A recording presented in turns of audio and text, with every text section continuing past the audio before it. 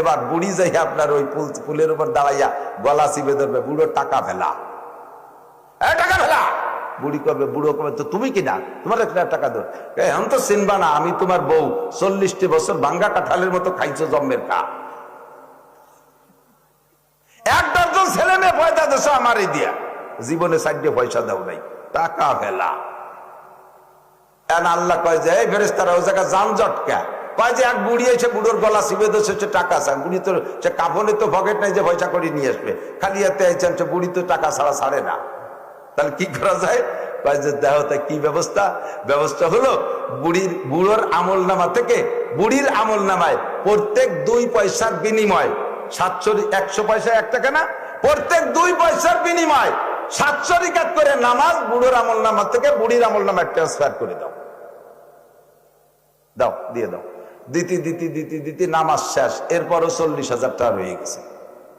আল্লাহ আরো দি 40,000, কয় তা রোজা দাও। রোজা দেওয়ার পরও রয়ে গেছে, কয় কি আছে, কয় 2টি উমরা আছে, দিয়ে দাও। তারপরও 15,000 টাকা বাকি রয়েছে। তাহলে আর তো কিছু নাই, কয় নাই। তাহলে বুড়ির আমল নামায় যে গুনাহ আছে, ওই গুনাহগুলো বুড়োর আমল নামা দিয়ে বুড়োরে ব্যাকে পাঠাও, আর বুড়িরে জান্নাতে দিয়ে দাও। সেদিন আপনারে বলবে না যে মোহাব্বতের স্বামী তোমারে মাফ করে দিলাম। ইয়াউমা ইয়াফিরুল মারউ মিন আখি ওয়া উম্মিহি ওয়া আবি ওয়া সাহিবাতিহি ওয়া বানি।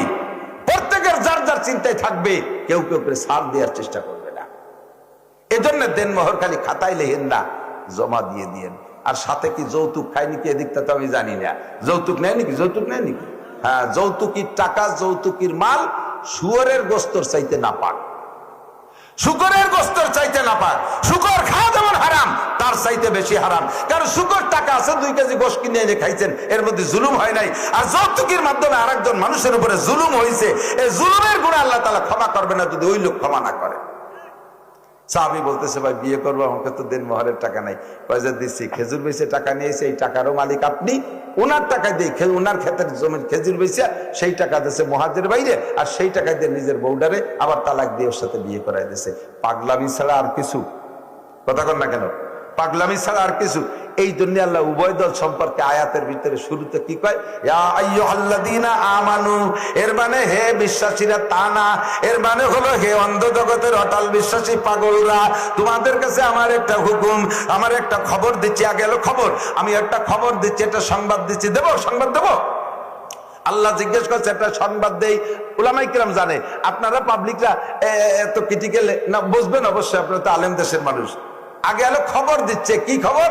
অন্ধ জগতের অটল বিশ্বাসী পাগলরা, কুতিবা আলাইকুমুস সিয়াম, তোমাদের উপরে কিন্তু রমজানের রোজা ফরজ করা হয়েছে। বুঝতেছেন না? খেয়াল করতেছেন? রমজান আর কয়দিন আছে? 13 দিন। এই আগেই বলে দিয়েছে, আগেই বলে দিয়েছে কুতিবা আলাইকুমুস সিয়াম, তোমাদের পর কিন্তু রোজা ফরজ করা হয়েছে। কবে কিভাবে শুরু হবে পরের আয়াতে বলবে। আপাতত খবর দেশে আয়াতের দ্বারা রোজা ফরজ হয় নাই, মাত্র ফরজ হওয়ার খবর দেশে, এখনো আইনে হুকুম আছে নাই।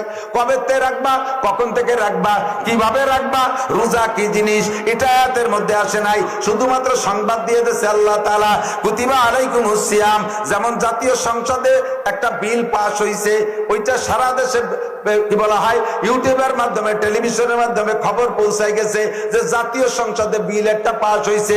আগামী থেকে এই 12 তারিখের নির্বাচনের পরের থেকে প্রত্যেকের যে কয় যতটা মুরগি আছে, মুরগিতে যে কয়টা ডিম পারবে, প্রত্যেক 20টা ডিমের একটা ডিম বাইতুল মালে জমা দিতে হবে। মুরগির ডিমের ট্যাক্স এইটা পাস হয়েছে, তবে তারিখ বলে নাই যে কবে থেকে হবে। সেম একটা খবর, তোমাদের পর রোজা ফরজ করা হয়েছে, কবে থেকে কিভাবে রাখবা তা বলে নাই। এবার বলল, জানতে চাইলাম আল্লাহ রোজা কি জিনিস। শোবে সাদেকে থেকে তোমরা সূর্য অস্ত পর্যন্ত, বেলা ডোবা পর্যন্ত না খেয়ে থাকবা, এর নাম হলো ইমসাক। কি কি করবা এই টাইমে? ইমসাক হলো খানা খাবা না, পান করবা না, যৌন ক্ষুধা পূরণ করবা না, যৌন চাহিদা মিটাইবা না, খানা পিনা করতে পারবা না, এর নাম হলো রোজা। কতটুক টাইম? শোবে সাদেকের থেকে নিয়ে সন্ধ্যা পর্যন্ত। এবার শুনি কয়, উরি বাবা, তাদি 16 ঘন্টা, এত বড় রোজা। নবীকে সাহাবায়ে কিরামরা বলতেছে, হুজুর আপনার উম্মতকে আল্লাহ আপনাকে সবচেয়ে ভালোবাসে, আপনার উম্মতরাও ভালোবাসে, এমন কঠিন একটা ইবাদত চাপায় দিলেন, এটা তো বড় কষ্টের ব্যাপার, 16-17 ঘন্টা না খেয়ে থাকা। এবার আল্লাহ পাক বুঝতে চাই, খেয়াল করো, এই রোজা কষ্টের রোজা, এটা শুধু তোমাদের পর না, কামা কুতিবা আলাল্লাযিনা মিন ক্বাবলিকুম, তোমাদের পূর্বপুরুষদের উপরে এরকম রোজা রাখা, রোজা ফরজ করা হয়েছিল। কথাটা একটু খুব খেয়াল করেন, খুব মজার খেয়ালে দিকতে তাকান। এই রোজা তোমাদের উপরে একার উপরে না, এরকম রোজা আগের মানুষের উপরে ছিল। এই কথাটা কেন বললেন একটু বোঝেন। নামাজ ফরজ বলে নাই যে তোমরা নামাজ পড়ো যেমন নামাজ পড়েছে আগের মানুষ, হজ ফরজ তোমরা হজ করো যেমন হজ করেছে আগের মানুষ, যাকাত দাও যেমন যাকাত দিয়েছে আগের মানুষ, এ কথা কিন্তু কোরআন শরীফে নাই। এভাবে বলে নাই যে নামাজ পড়ো যেমন আগের মানুষ পড়ছে, হজ করো যেমন আগের মানুষ করছে, যাকাত দাও যেমন আগের মানুষ দিয়েছে, পর্দা করো যেমন আগের মানুষ করছে, এভাবে বলেন নাই কোন হুকুমের ব্যাপারে। শুধু রোজার ব্যাপারে বললেন যে তোমাদের পর রোজা ফরজ করা হয়েছে যেমন ফরজ করা হয়েছিল তোমাদের পূর্বপুরুষদের উপরে। এভাবে কেন বললেন? কয় যে সব চিকিৎসার ট্রিটমেন্ট, সব রোগের ট্রিটমেন্ট একরকম না, সব চিকিৎসা একরকম না। শেখ সাদি বলেন, দরস্তি और नरमी बहमदर बेयाज चुफासत के जर्राहा अमर हम नयाज। আধ্যাত্মিক চিকিৎসা যেমন, শারীরিক চিকিৎসা যেমন, আধ্যাত্মিক চিকিৎসা সেরকম। সব রোগের চিকিৎসা একরকম না। কোন রোগে মলম দেওয়া লাগে, কোন রোগে ট্যাবলেট দেওয়া লাগে, কোন রোগে সিরাপ দেওয়া লাগে, কোন রোগে ইনজেকশন দেওয়া লাগে, কোন রোগে অপারেশনও করা লাগে। লাগে কি লাগে না? কতক্ষণ? এখন যারে সিরাপ দেয়া লাগছে, সিরাপ দিয়েছে, মিষ্টি সিরাপ বলে দিয়েছে, বাবা সিরাপ খাও, সে তারে কি বলা লাগে না তুমি চিন্তা করো না, এই সিরাপ খাও, এরকম সিরাপ আরো অনেকেই খাচ্ছে, তোমার চিন্তা করা লাগে, মানে যাও খাও, এ কি কয়া লাগে নাকি? সিরাপ মিঠে 1 মুটকি খাইতে কইছে 3 মুটকি খেয়ে বেলা দিছে, মিঠে মিঠে। ট্যাবলেট দিয়ে বলা লাগে না বাবা ট্যাবলেট খাও, এরকম ট্যাবলেটও অনেকেই খাচ্ছে, এ কথা বলা লাগে না। মলম দেশে মালিশ করতে বলা লাগে না, নেও তুমি মলম মালিশ করো, এরকম মলম অনেকেই মালিশ করতেছে, এভাবে বলা লাগে না। কিন্তু যখন ইনজেকশনের সময় আসে, অনেকে ইনজেকশনে ভয় পায় না, ইনজেকশন ভয় পায় না। ইনজেকশন যে রুগীরে দিতে হবে সেই রুগী আমি ইনজেকশন নেবো না, আমি কোনোদিন ইনজেকশন দিতে পারি না, আমি ইনজেকশন নেবো না, এই কান্নাকাটি করতেছে, তখনই তার রেফারেন্স দেওয়া লাগে। বোকা ইনজেকশনে ভয় পাচ্ছে, এই দেখে 10 জন ইনজেকশন দিয়ে বসাইতেছি, শোন ওকে কাছে শোন। কতক্ষণ যে জিজ্ঞেস করছে তোর কিন্তু ইনজেকশন দিয়েছে কিরম ঠেকলো, ঠেকলো পিপিলিকায় কামড় দিয়েছে, তেমন তো টের পেলাম না। যখন এই কইছে তখন কথা দেন, ইনজেকশনে ব্যথা আছে বিদায় আর 10 জন ইনজেকশনের রেফারেন্স দেয়া লাগে। অ্যাপেন্ডিসাইটিস অপারেশন শুনেই চোখ, রোগীর চোখ গুলাই গেছে, আমি মরে গেলে অপারেশন হবো না, এই কান্নাকাটি। তখন তারা অপারেশন করতে হলে রেফারেন্স দেওয়া লাগে। বুকায় দিকায় এই পাশে 30 জন শোয়া রয়েছে অপারেশন, শোন শোন ওকে কাছে শোন, ওরা কোক কিরম ঠেকছে, যে জিজ্ঞেস করবে তোমার তো অপারেশন করলো কেমন লাগছিল, কয় যে অপারেশনে শোয়ালো, একটা ইনজেকশন দিলে একটু টের পেলাম, পরে এক মহিলা আমার সাথে গল্প করতেছে, এই আধা ঘন্টা গল্পের পরে আমার দড়ি টড়ি উঠে নিয়েছে, কোন ফাঁকে যে অপারেশন হয়েছে কিছু টের পাইনি। 30 জনের সাক্ষী দিছে, এবার কয় দেন শোয়াইয়ে দেব। কতক্ষণ? নামাজ ট্যাবলেট খাইতে ব্যথা হয় না, রিফারেন্স দেওয়া লাগে না।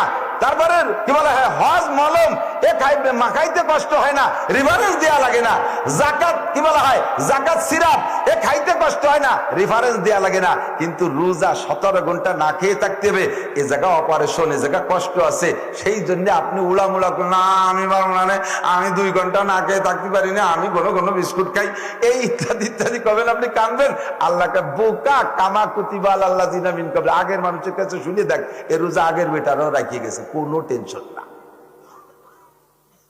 তখন চিকিৎসা যদি কঠিন হয় তখন রেফারেন্স দেয়া লাগে। এই জন্য আল্লাহ বলেন কুতিবা আলাল্লাযিনা ইয়া আইয়ুহাল্লাযিনা আমানু কুতিবা আলাইকুমুস সিয়াম কামা কুতিবা আলাল্লাযিনা মিন ক্বাবলিকুম লাআল্লাকুম তাত্তাকুন। যে আল্লাহ রাজি আছে রোজা রাখবো কবে থেকে, আল্লাহ পাক বলেন ফামান শাহিদ। এবার আইছে এদিক তাকান, এই আয়াতের দ্বারা রোজা ফরজ হয়, এটা খবর দিয়েছে ফরজের আয়াত, তাহলে পরের আয়াত ফামান শাহিদা মিনকুমুশ শাহরা ফালিয়াসুম, ফামান শাহিদা মিনকুমুশ শাহরা ফালিয়াসুম।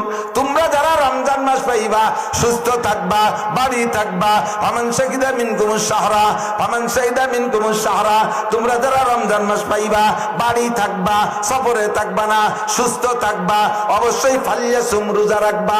এই ফালিয়াসুম আমর কতি সুবুত কতি দালালাত, আল্লাহর হুকুমাত ডাইরেক্ট আমর, এর দ্বারা ফরজ সাবিত হয়ে গেছে, আপনার আমার উপরে রোজা ফরজ হয়ে গেছে।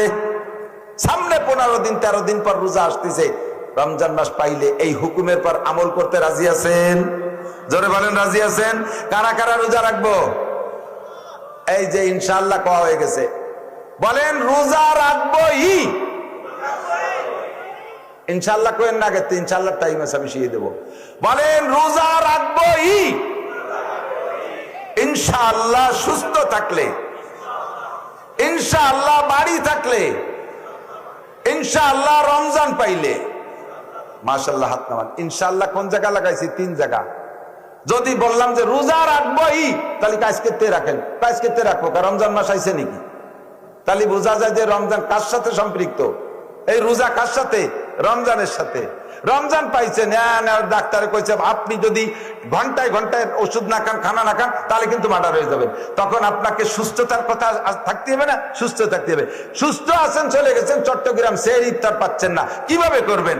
এই জন্য বলা হয়, আল্লাহ পাক বলেন ওয়াইন কুনতুম মারিদান আও আলা, এখনই ছেড়ে দিচ্ছি, ওয়াইন কুনতুম মারিদান আও আলা সাফারিন ফাইদ্দাতুম মিন আইয়ামিন উখার। এই জায়গা হলো সেই কথা, ইউরিদুল্লাহু বিকুমুল ইউসরা ওয়া লা ইউরিদু বিকুমুল উস, লা ইকাল্লিফুল্লাহু নাফসান ইল্লা উসাহা। শক্তির বাহিরে আল্লাহ মানুষকে কোনো হুকুম চাপাই দেয় নাই। যদি তুমি রমজান মাসে অসুস্থ থাকো, যেই অসুস্থতার কারণে তোমার জীবন নাশের ভয় থাকে, অথবা যদি তুমি বাড়ি না থেকে দূর সফরে থাকো, সেহরি ইফতারি তোমার সময় মতো মেলে না, তাহলে ফাইদ্দাতুম মিন আইয়ামিন উখার, আমি আল্লাহ এই মুহূর্তে তোমার পর প্রেসার দেই না। তোমার জন্য সুযোগ আছে, তুমি পরবর্তীতে রমজানের পরে রোজা রেখে দিও, এখনই তোমার রাখা লাগবে না। যেখানে ভাঙ্গা ব্রিজ সেখানে বিকল্প সড়ক। কতক্ষণ? ইসলাম সব জায়গা ব্যবস্থা রেখেছে, যেখানে ভাঙ্গা ব্রিজ সেখানে বিকল্প সড়ক। আমি অসুস্থ রমজানে, আমি মুসাফির, আমার পর এখন হুকুম না, রমজানের পরে রোজা রাখলে চলবে, তবে রাখতে পারলে আদায় হয়ে গেল, তবে রমজানের পরে রাখলেও হবে, ওই সময় রোজা ভেঙে দিয়ে। আল্লাহ পাক রব্বুল আলামিন আমাদের ইমানের স্বাধীনতার সুযোগটাকে ব্যবহার করে ইমান গ্রহণ করার তৌফিক দান করে, বলেন আমিন। আমলের সহুলত সুযোগ ব্যবহার করে আমলগুলো সঠিকভাবে পালন করার তৌফিক দান করুন। আসন্ন রমজান মাস পাইলে ইনশাআল্লাহ আমরা, ইনশাআল্লাহ সুস্থ থাকলে রমজান পাইলে রোজা রাখবোই। অনেক কথা রোজার সামনে আমি একটু জুড়িয়ে দিয়ে গেলাম, হেডলাইন শিরোনাম তৈরি করে দিয়ে গেলাম। হয়তো ভাইজান ইচ্ছা করলে, খান সাহেব ইচ্ছা করলে এখান থেকেও বলতে পারেন, অথবা ওনার মজমুনের পর উনিও কথা বলতে পারেন। আমরা শিরোনাম পাইছি, আন্ডারলাইন নিজেরা পড়ে নেব রোজার মাস পাইলে। রাজি আছি তো ইনশাআল্লাহ? আল্লাহ তাআলা তৌফিক দান করুন। ভাষাগত ত্রুটি বিচ্যুতি মার্জনীয়, দোয়া করি আল্লাহ তাআলা সকলকে। শেষ কথাটা হলো রাজনীতি, সামনে নির্বাচন। আল্লাহ রসুল বলেন মান লাম ইয়াখাফিল্লাহ লাম ইয়াখাফিন নাস, যে আল্লাহকে ভয় পায় না সে মানুষকে ভয় পায় না, আর মানুষকে যে ভয় পায় না, মানুষের মালামাল লুটে ফুটে খাইতেও সে দ্বিধাবোধ করে না। কথা বলেন ঠিক ঠিক না? আর আল্লাহরে যে ভয় পায় না, সে তার প্রমাণ কি? নামাজ পড়ে না তো আল্লাহকে ভয় পায় না, রোজা রাখে না তো আল্লাহকে ভয় পায় না, জিনা করে তো আল্লাহকে ভয় পায় না, আল্লাহকে ভয় পায় না তো সুদ খায়, আল্লাহকে ভয় পায় না তো ঘুষ খায়, আল্লাহকে ভয় পায় না তো টোন মারে, মন মারে, রাস্তা মারে, খাল মারে, বিজিএফ কাক মারে, পঙ্গু ভাতা, বয়স্ক ভাতা বেঁচে খায়, ব্রিজ কালভার্ট মারিয়ে খায়, এবারে বাজারের পাকা পায়খানা সাতটা ধরি মারি খেয়ে বেলায় দেয়, ফ্যাসিলিটি বিল্ডিং আস্ত গিলে খেয়ে বেলায় দেয়, এই দেশের টাকা আর এক দেশে নিয়ে যায়। এর একই কারণ হলো আল্লাহরে ভয় পায় না। কথা বলেন ঠিক ঠিক না? যে আল্লাহরে ভয় পায় না, সে মানুষকে ভয় পায় না। সে যদি আমার নেতা হয়ে আসে, সে আমার মালও মারিয়ে দেবে, তার মধ্যে কোনো সন্দেহ।